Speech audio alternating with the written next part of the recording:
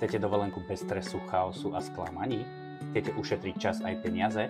Máme pre vás riešenie. Sme dovolenkoví dizajnéri a pripravíme vám skvele zorganizovanú dovolenku. Len pre vás, na mieru vašim predstavám. Výsledkom bude podrobný dovolenkový plán alebo itinerár, vďaka ktorému budete cestovať lacnejšie, zážitkovejšie a úplne bez stresu. Stačí nám povedať vašu vysnívanú destináciu a o zvyšok sa postaráme. My všetko vyhľadáme, pripravíme, zorganizujeme a naplánujeme. Potom vám dovolenkový plán so všetkým, čo budete potrebovať, pošleme do mailu. Ale pozor, ešte neodchádzajte, na záver príde to najlepšie. Chcete vidieť, ako to vyzerá? Čo vlastne od nás dostanete?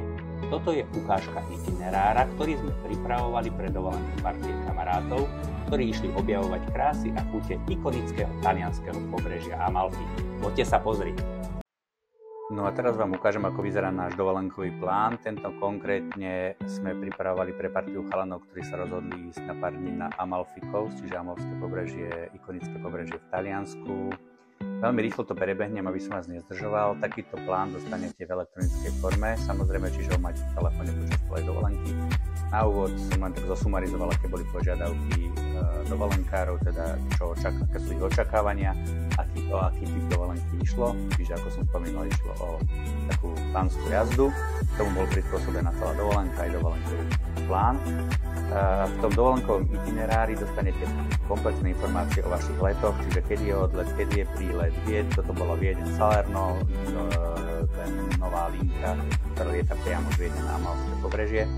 V tom dovolenkovom itinerári budete mať aj link na letenku, čiže nemusíte vôbec nič hľadať, proste budete tam mať pripravený link na kúpu letenky a aj linky na kúpu lístkov na lode do Amalfi a Positána a link na kúpu lístkov na vlak do Neapola a naspäť.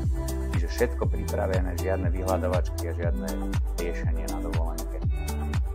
Potom tu budete mať informácie o vašom ubytovaní, ktoré samozrejme my pripravíme, vyhľadáme.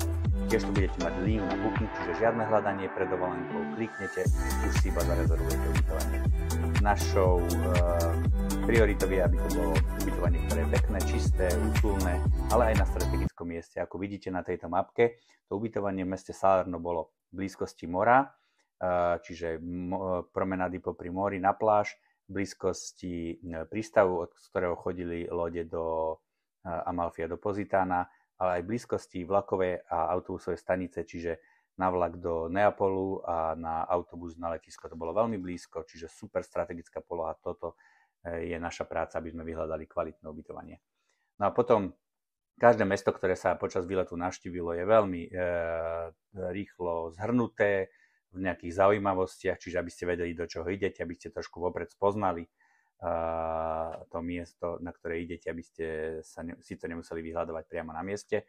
Potom itinerár obsahuje aj taký denný plán, že kedy je príchod na letisko, kedy je transfer do ubytovania, potom obed, ubytovanie, prechádzky, aké sú tam atrakcie, proste taký návod, ale môžete ho a nemusíte ho dodržiavať, je to samozrejme na nás, je to taký pomocník.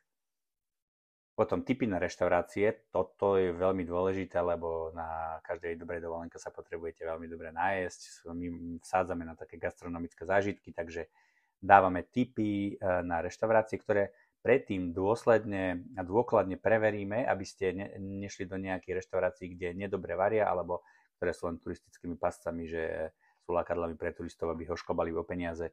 My hľadáme reštaurácie, kde chodia aj domáci a kde je fakt kvalitná gastronómia. Čiže toto nemusíte vy vyhľadávať, ale to robíme my za vás.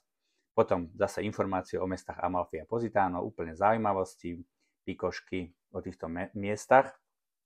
Zase itinerár, kedy prídete loďou, kedy vlastne odchádza loď z mesta, kedy prídete na to konkrétne miesto, kde idete, čo tam môžete robiť, kde sa tam dá nájsť, aká tam je dobrá kaviareň a tak ďalej, kde sa máte ísť prejsť, kde je dobrá pláž, proste všetky infošky.